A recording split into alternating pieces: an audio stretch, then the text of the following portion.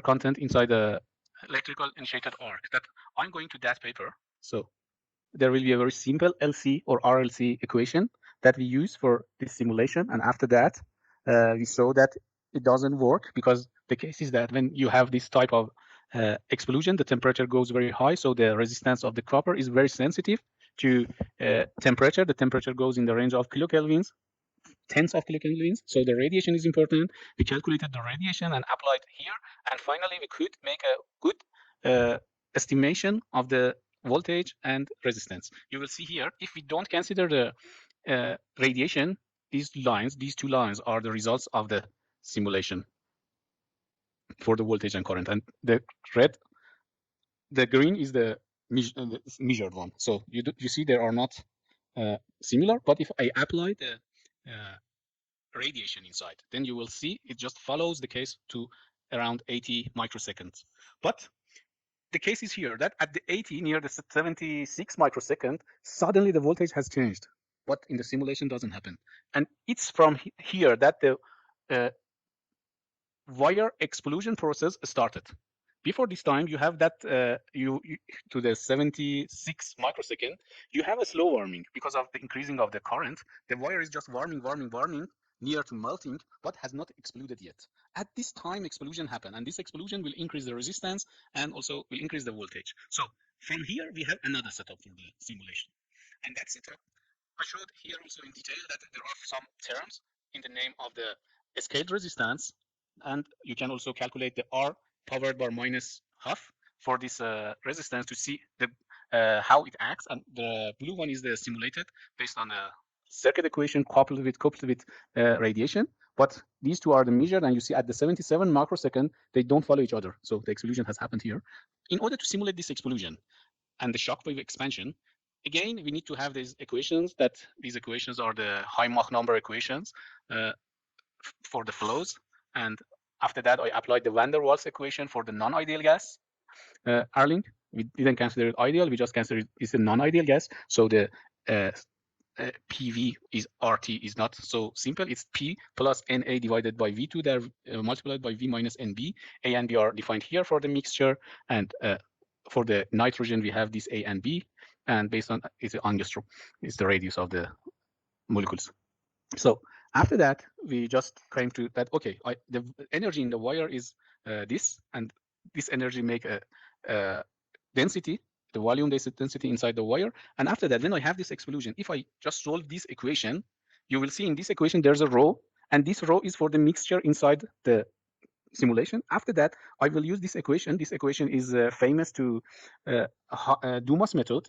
Dumas method is used to calculate if I know from the first how much is the rho for the nitrogen and the copper. I have these two gas inside the test, and when I just got this rho calculated from the equations, I can calculate the mixture of the mixture ratio in each point. It's important in each point, and after that I can say how much copper wire or copper vapor is in each point of the simulated case. So we did the same, and we solved this, and I showed you that the shock wave is very similar with the measured one that you saw here. Yeah. So it's just a dynamic show of the simulations, and the result was this. That's okay. It's the velocity. It's the velocity. You see the velocity reached to 10,000 meters per second at the time of the explosion in 1 bar nitrogen for the 25 micrometer wire. And it's the Mach number. You see the Mach number reaches to 2.5 in this area. So that's why we say it's the high Mach number flow. And the temperature, you will see the maximum temperature happens in the front. It's the front of the wave. It happens between the front and the contact surface in this area. The maximum temperature can reach to the 90 kilokelvin. And there will be again a shock wave, waves of the temperature for different time. The timing is this for this shape. I have the velocity at first in the 14 nanosecond and then calculated to 8 microseconds. Is the wave. This point is the point of the contact surface, and the you see the speed is a little lower here, and again it increased. In the front, we have the maximum speed, and the maximum speed curve named UW is just showed here. It started from 11 kilometers per second, and it's reduced in 8 microseconds to 7, something like this. And this 8 microsecond is important because I will show how we calculate this 8 microsecond. It's 8 microsecond is the time that the plasma initiated, and then we don't have the shock wave anymore for this case. How we found that from the measurements I will show later. is the gain for the temperature that you see the 90 kilokelvin temperature waves started and just dissipated in the media. So here is the density, the thing that we are eager to know, we are keen to know about it. And you see that there's a peak of density here. And from the simulation, from the MHD simulation, we know how long is the radius of the arc. It's here. We will see after the exclusion, the density is very high at first, but very fast in less than 1 microsecond. This scale is for the 1 microsecond. All the scales are the same, and I put the scales here. So here, just imagine it's between 0.6 to 1.2 microseconds. So in just 1 microseconds, the density from, say, for the pure, if we consider for the pure copper is 8,900 kilogram per cubic meter. It just reduced to this amount, just say 10.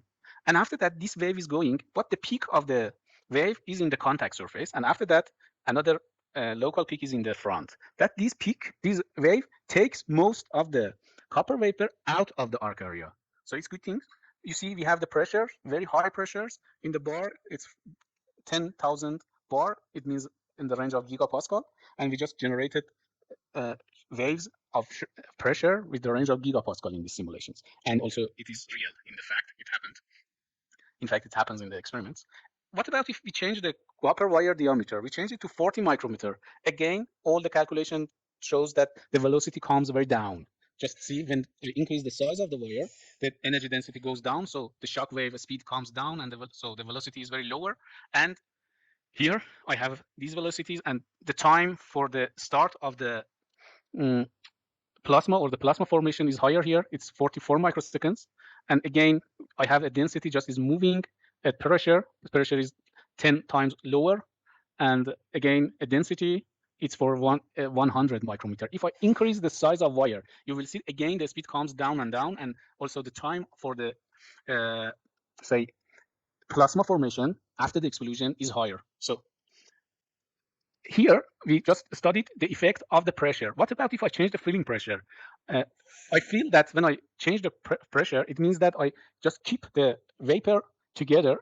So something has to change here. I will see that the Mach number, I just tried from 20 bar to 100 bar. And you will see it affects the flow, this pressure. So it's the Mach number. The Mach number in this case is lower because the speed is lower. And here you will have the mass flow. You will see a strange behavior in the mass flow for 20 bar. The mass flow here is the rate of change of the density. It means the rond 2T to rond T2. And here you will see this, most of the metal vapor is here and here. When I increase the pressure, see what happens. For example, if I increase the pressure to 40 bar, you see behavior changed. Again, to 20 bar was strange, act like this. But here, the 40 bar, again, I have the highest density between the contact surface and front. Again, high Mach number for those. The density in 80 bar is just moved to the front. And for example, in 100 bar, you will see most of the density is packed here. You will find it from the brightness. It's more bright compared to this one. And the scale is the same. So it means that the maximum mass flow happens in the maximum pressure, but it's the maximum mass flow, but not the total mass flow. So here we have this one. After that, we came and started. We have all these simulations here for the temperature that you see compared to the first curve of temperature. The curve temperature are just packed together. It means that because of the increasing the pressure, the thermal conductivity of the gas is higher, so the temperature is more smooth inside the gas. Based on this study, I could find this in the higher pressure, although the starting speed is again high in the range of 5-6 kilometer, but because the attenuation of the speed inside the high pressure is too high.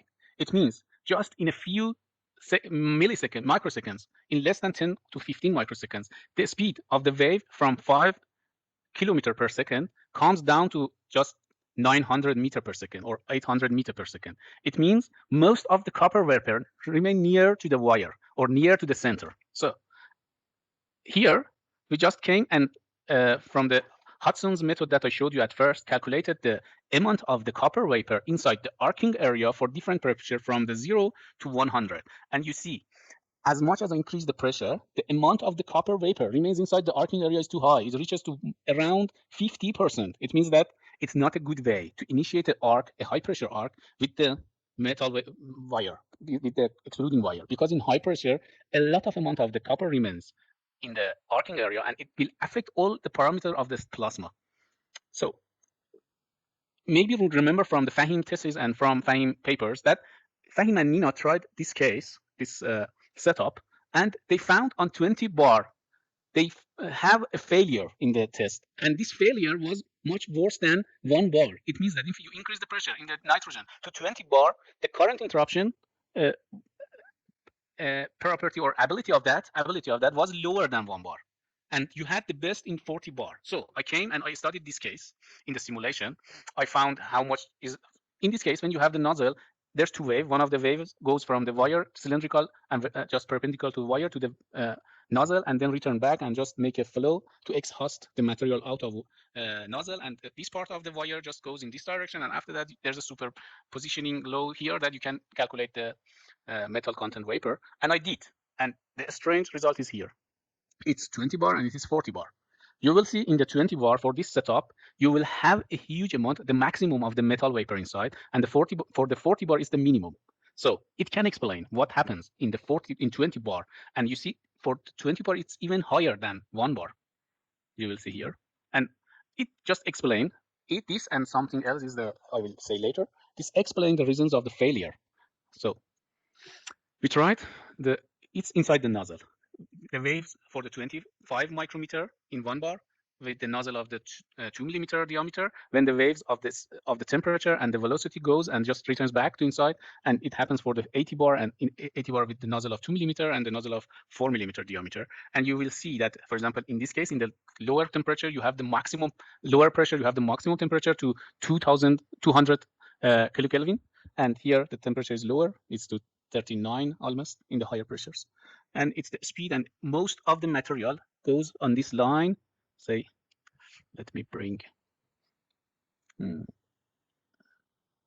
goes in this line and return back. So again, after that, so I found the metal vapor inside, how much metal vapor I have. The next thing is that after that, you have the formation of the plasma. So we know that this formation happens by a streamer breakdown. So I use the Schumann criterion for the streamer breakdown, and I use some software to calculate these equations to see.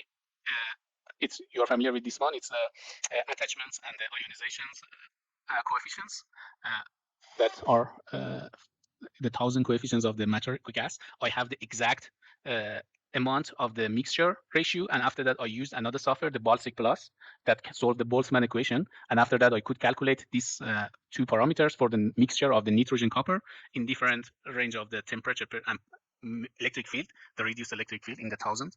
So after that, the NSE is the critical number of the electron when the avalanche happens, and you know it's for air, but for the nitrogen it's not valid.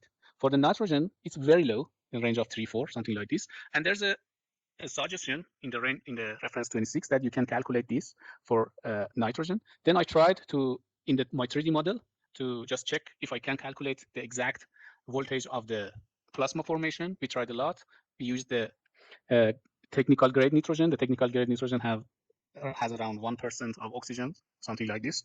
So we consider this one because the attachment comes to count for that. And after that, we found it's based on the different references, reference 18, reference 25, and the fitted curve.